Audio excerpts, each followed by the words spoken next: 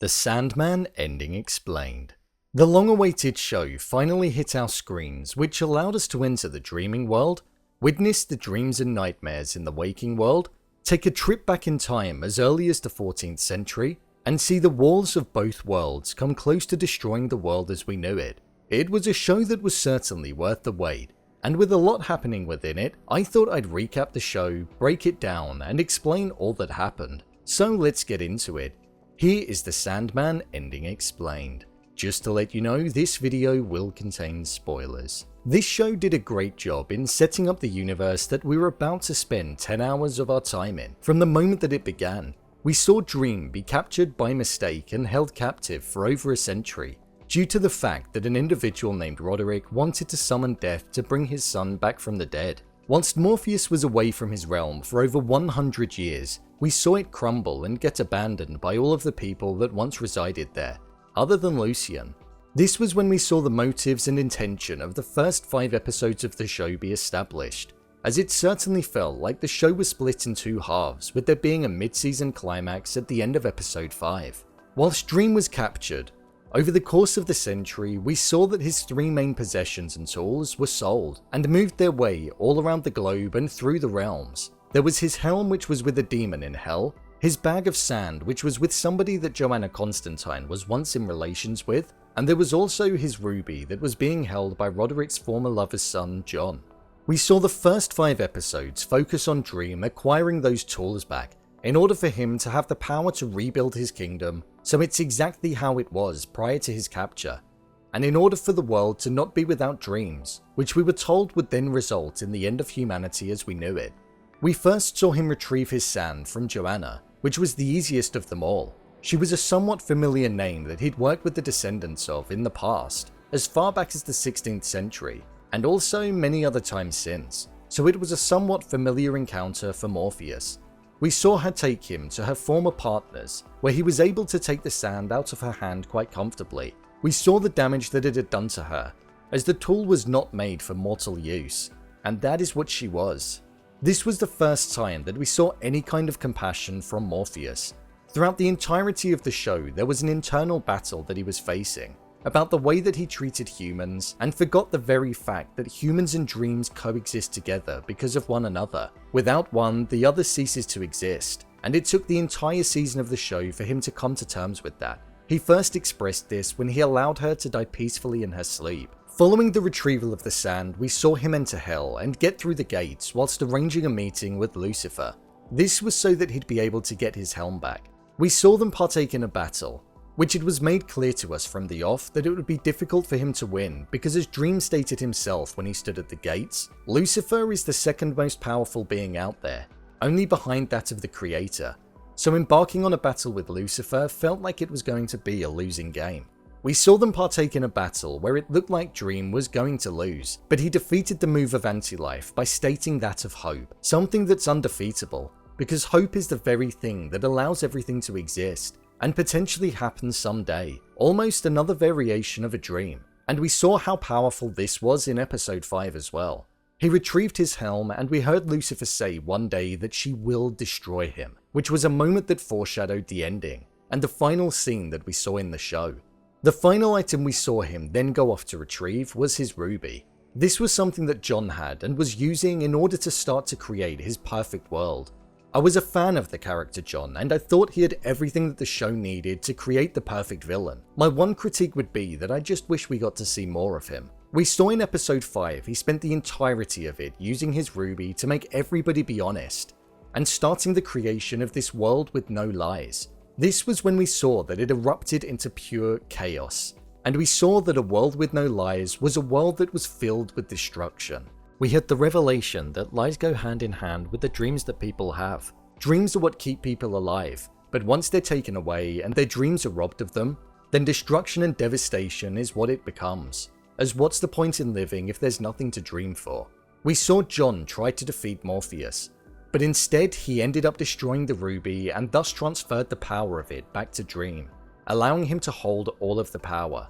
This was when we got our first introduction to Desire, an individual who had a role to play in all of it, and was the very reason as to why the second half of the season was about to unfold. Once we saw Dream return back to the land of dreaming, we saw that he was unsatisfied and felt he lacked purpose following the retrieval of all of his tools and his realm now being back to how it was, other than the fact that 3 of his arcanas were missing.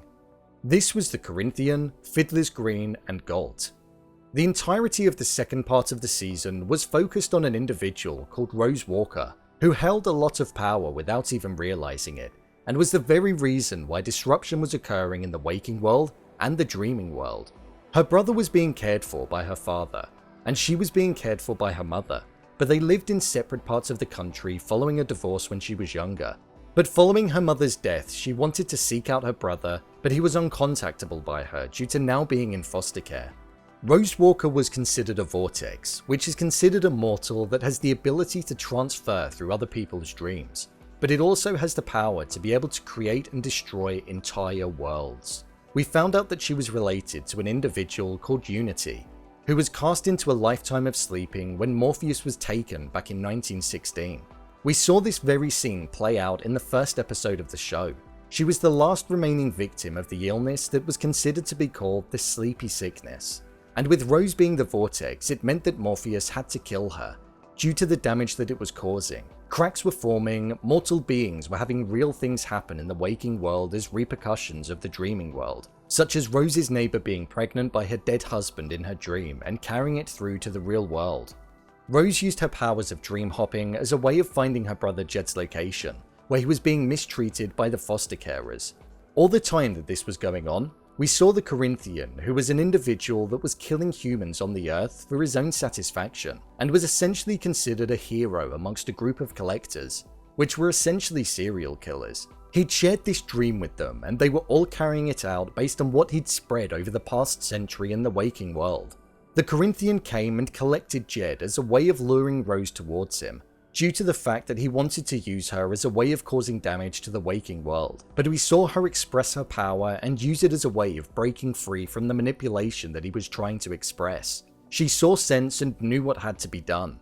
Morpheus uncreated the Corinthian in the final episode, due to all that he'd done and the wrongdoings that he'd caused, and said that he would create him again in the future, where he'd not be so susceptible to the mindset that he had during this reign.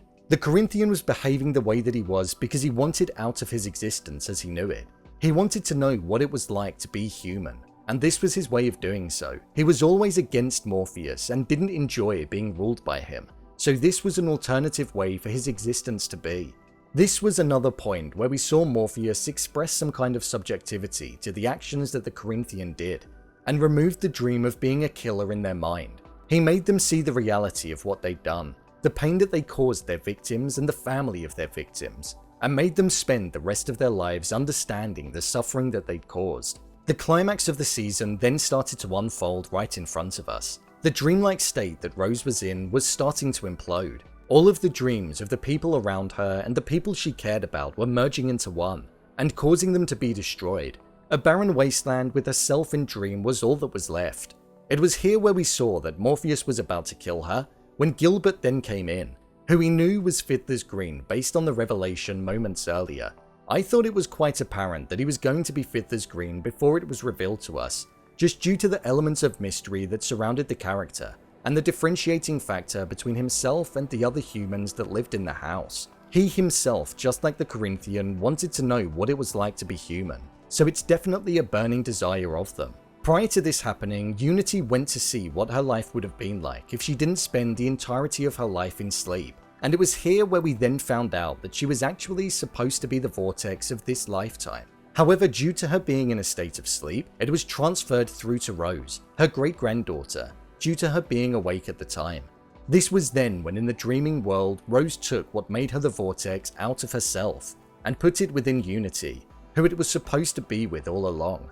This then led to Unity being killed, thus allowing the Vortex to no longer be a threat and it becoming neutralized for now. It also meant that Rose was able to survive, and she then became a child of the Endless.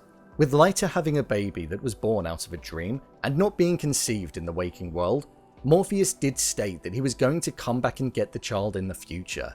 This makes me think that this new child could potentially cause a Vortex in the future if it isn't dealt with in some way. Once Morpheus had resolved the issue of a vortex being present, he visited the person who made the child with Unity, the individual with the golden eyes, which was in fact Desire, his sibling.